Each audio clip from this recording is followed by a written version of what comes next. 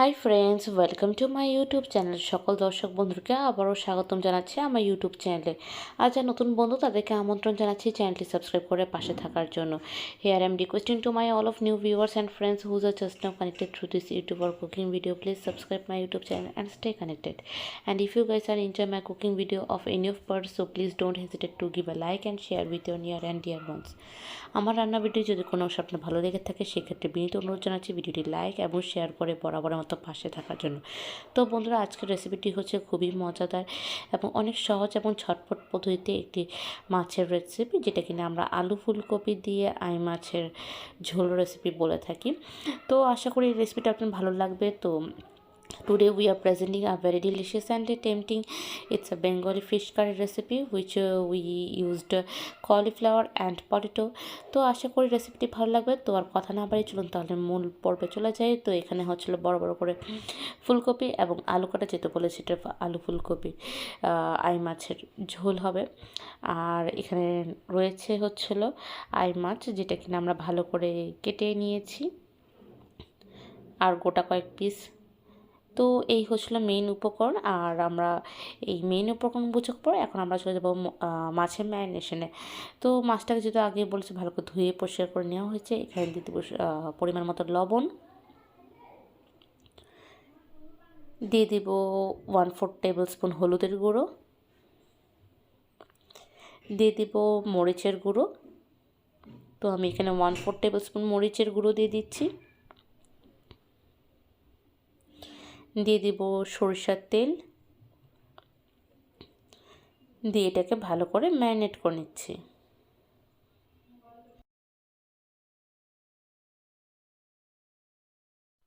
এভাবে ভালো করে ম্যারিনেট হয়ে গেলে আমরা চলে যাব পরবর্তী পর্বে।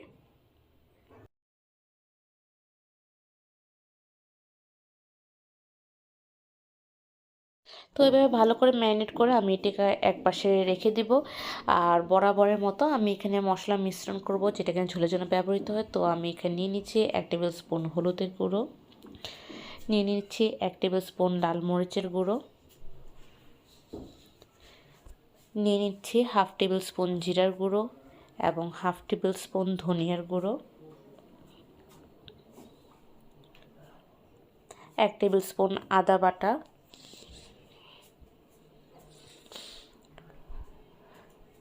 এবং নিচ্ছি পরিমাণ মতো নুন এবং জল দিয়ে ভালো করে মিক্সড করে নিব।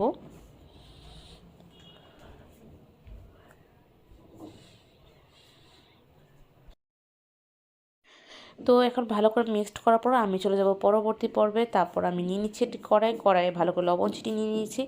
এই টোটকা বরাবরের মধ্যে দিয়ে থাকি যে লবণ ভালো করে ছিটিয়ে দিলে এবং তারটা সেটা গরম করে তেল দিলে এবং মাছ ভাজাটা এবং কুরকুরে হয়ে যায় এবং মাছের স্কিনটা কড়াইতে পুড়ে যাওয়ার বা লেগে যাওয়ার কোনো সম্ভাবনা এবং সম্ভবতা থাকে না। তো এই টোটকাটা অবশ্যই বাড়িতে ফলো করবেন এবং কেমন লাগলো অবশ্যই জানাবেন। তো এভাবে করে সমস্ত ম্যারিনেট করে মাছগুলো দিয়ে ভেজে নেব এবং এপিট ওপিট করে কড়কড়া গোল্ডেন ব্রাউন বা সোনালি বর্ণের বাদামি রঙের আমি ভাজা ভাজা করে আমি এটি অন্য পাত্রে ট্রান্সফার করে নিব। তো এখানে এক এক করে আমি প্রতিটি ম্যারিনেট করা রাখা মাছগুলো দিয়ে দিচ্ছি।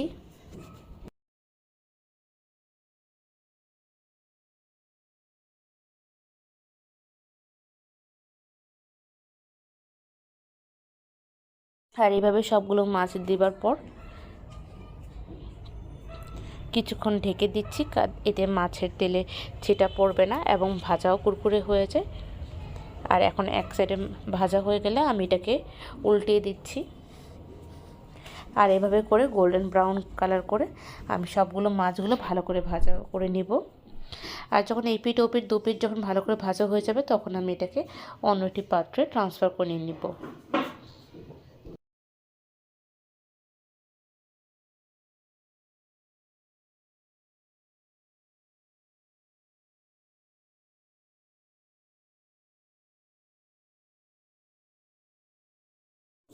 তো এখন আমি মাছগুলোকে অন্য একটি পাত্রে ট্রান্সফার করে নিয়ে নিচ্ছি।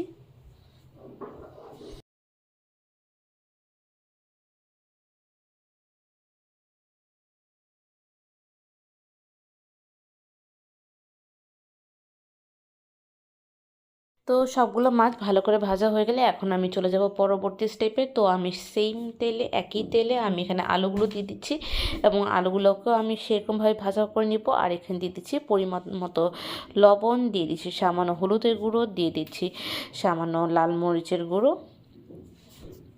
দিয়ে এটাকে ভালো করে ভাজা ভাজা করে নিচ্ছি।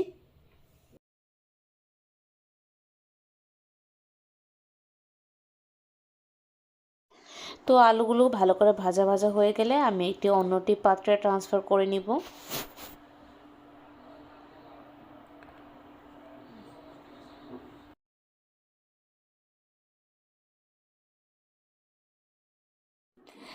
একই তেলে আমি এখানে ফুলকপিগুলো দিয়ে দিচ্ছি।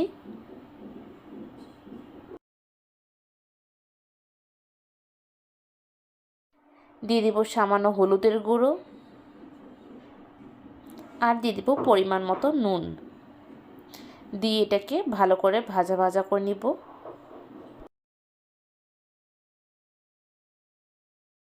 দিয়ে এটাকে কিছুক্ষণ ভাজা ভাজা করে আমি এটাকে ঢেকে দেব 3 থেকে 4 মিনিটের জন্য।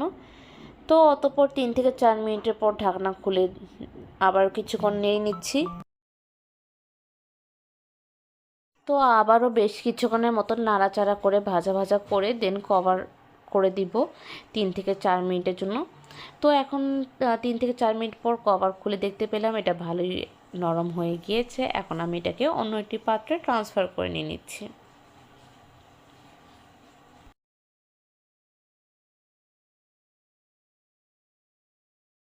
আর এভাবে করে সবগুলো ফুলকপি আমি একটি বাটিতে নিয়ে নিচ্ছি।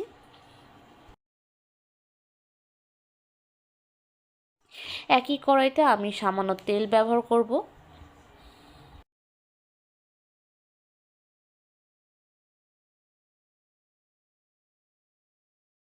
এখানে কিছু ফোড়ন ব্যবহার করব। ফোড়নে আমি দিচ্ছি জিরা, এলাচ, দারচিনি, দিয়ে কয়েক সেকেন্ডের মতো ভাজা করে নিব। দিয়ে দিব তেজপাতা, আর দিয়ে দেবো সেই মশলাটি যে মশলাটি পূর্বে আমি মিশ্রণ করে নিয়েছি। দিয়ে এটাকে ভালো করে আমি কষিয়ে নিব। ততক্ষণ কষিয়ে নেব যতক্ষণ পর্যন্ত তেল বিভক্ত না হয়ে যায়। তো ভালো করে কষানোর পর এখানে আমি দিয়ে দেবো সেই ভাজা করে রাখা আলুগুলো আগে দেওয়ার কারণ হচ্ছিল আলুটা শক্ত থাকে, তো একেবারে দিলে তো এখানে একটু নরমও হয়ে যাবে, প্লাস কষানোটা একই সাথে হয়ে যাবে। তো এরপরে দেখতে পাচ্ছেন যে ভালো করে মশলাটি কষানো হয়ে গেছে এবং আলুটা একটু সেদ্ধ হয়ে গেছে ভালোই।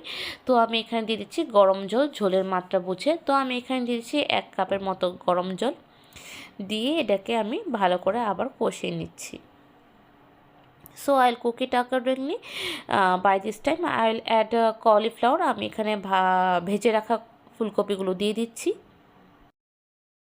তো এমন পর্যায়ে দিয়ে দিব 1 টেবিল স্পুন গরম মশলা বাটা, দিয়ে এটাকে ভালো করে কিছুক্ষণ কুক করে নিব 4 থেকে 5 মিনিটের মতো।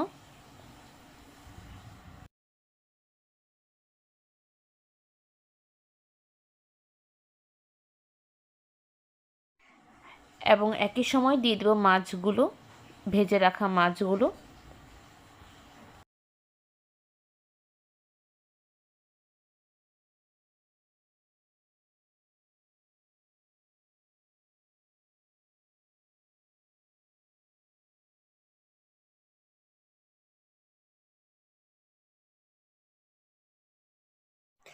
দিয়ে দিব চেরা কাঁচা লঙ্কা,